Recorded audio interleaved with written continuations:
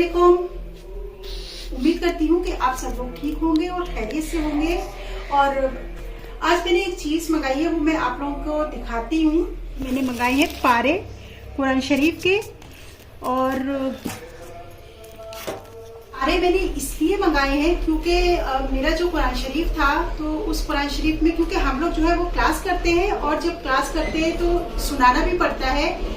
तो जब मैं वो उस अपने वाले कुरान शरीफ से सुनाती हूँ तो पता नहीं, मुझे नहीं पता या कैसे लिखने में उसमें कई जगह जो है वो मेरी मिस्टेक, मतलब कुछ गलत, कहीं पे जेर नहीं लगा है, कहीं पे ये नहीं बना है, कहीं पे हमजा नहीं बना है। तो वो मेरी जब एग्जाम होता है तो उसमें भी हमारी गलती वो पकड़ ली जाती है। तो जो हमारी उस्ताजा है या जो मेरी चच्ची है, तो उन्होंने ही कहा कि तुम कुरान शरीफ चेंज करो, नहीं तो पता नहीं पूरे कुरान शरीफ में कितनी ज्यादा गलतियां होंगी। क्योंकि ज़ेर ज़बर की गलती भी बहुत बड़ी गलती होती है, मतलब मानी तो यही जाती है जब से हमने पढ़ना शुरू किया है।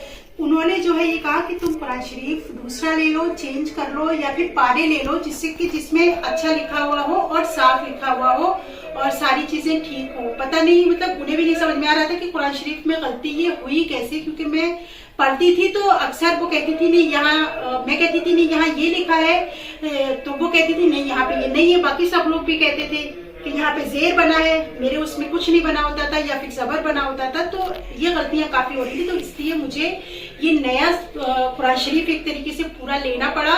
और इसमें बहुत ही ज्यादा अच्छा लिखा हुआ है और बहुत साफ और बहुत बड़ा बड़ा लिखा हुआ है ये। तो ये बड़ी चीज कि हम अब जो है रमजान की तैयारी कर रहे हैं, तो हम जो है हिफ्स कर रहे हैं कुछ चीजें, जैसे सूरह जुमा हम हिफ्स कर रहे हैं। तो अगर हम हिफ्स करेंगे तो उसमें कोई गलती ना हो, तो इसलिए जो है मैंने ये कुरान शरीफ लिया। और क्योंकि जब और हम 30वां पारा हिफ्स कर रहे हैं, ये सब हमारे लिए हमारी रमजान की तैयारी है। क्योंकि रमजान में भाई जितना ज्यादा सवाब हम लोग कमा सकते हैं, उतना ज्यादा सवाब हमें मिले। तो इसीलिए से जो हमारी उस्ताजा है वो अब हमें सबक नहीं पढ़ा रही है, वो अब हमें ये सारी चीजें हिफ्स करा रही हैं। तो बस ये अल्हम्दुलिल्लाह सूरह जुमा, सूरह यासीन और सूरह रहमान, ये सब चीजें वो हमें हिफ्स करा चुकी हैं। सूरह जुमा इस टाइम चल रहा है और 30वें पारे में भी हमें 11-12 सूरत तो हिफ्स है। उसके बाद भी वो हमें पूरा पारा ही हिफ्स कराएंगे और इंशाल्लाह रमजान में हम वो हिफ्स कर लेंगे पूरे रमजान में, अल्लाह ने चाहा तो। और कोशिश सभी लोग कर रहे हैं, रमजान की तैयारी है हमारे लिए ये। हम लोग मतलब रमजान की तैयारी कर रहे हैं और हमारे जो बच्चे भी पढ़ रहे हैं तो वो भी अच्छे से, मतलब इतना मोटा लिखा हुआ है कि अच्छे से पढ़ पा रहे हैं इन सारी चीजों को। तो ये तो हो गई हमारी दीन की तैयारी, और अब उसके बाद में कुछ घर की तैयारी भी कर लेते हैं, जो मैंने थोड़ी थोड़ी शुरू की थी तैयारियां। बहुत ज़्यादा तैयारियां करनी थी, तो मैंने जो तैयारी अभी की है वो मैं आप लोगों को बताती हूँ। सबसे पहले मैंने फ्रिज साफ़ किया, क्योंकि काफ़ी टाइम से फ्रिज भी साफ़ नहीं हुआ था।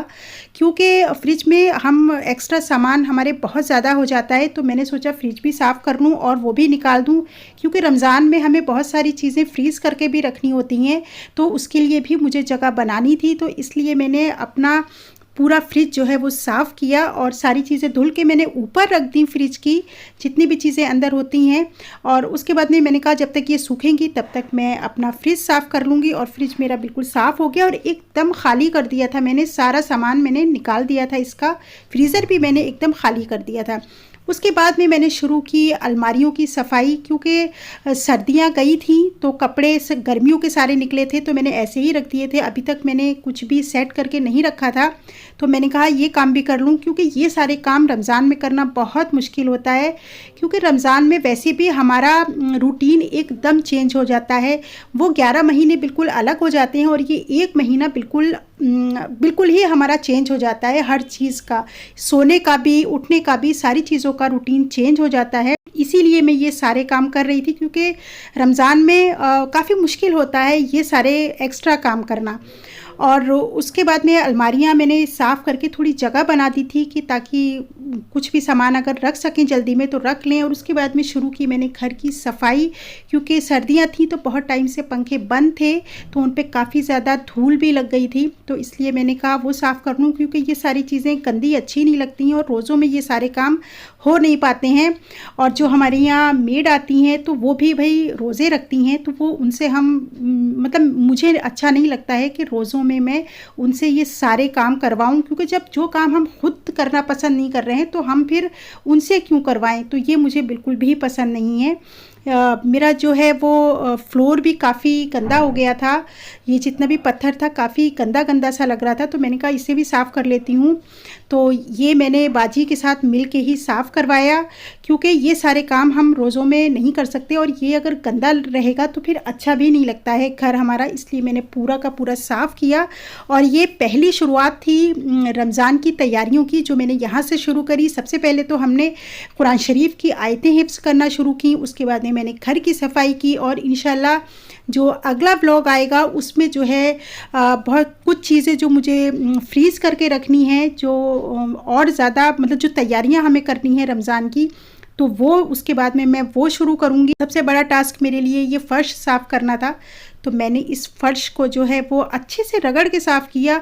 मुझे ना ये एक्स्ट्रा काम, ये सारे काम ना जो काम करने के लिए आती हैं, मुझे उनसे करवाते हुए थोड़ा अच्छा नहीं लगता है, इसलिए मैं उनके साथ साथ लग जाती हूँ सारे कामों में। तो आज के व्लॉग में बस इतना ही। इंशाल्लाह नेक्स्ट व्लॉग में आप लोगों से मुलाकात होगी। अल्लाह हाफ़िज़।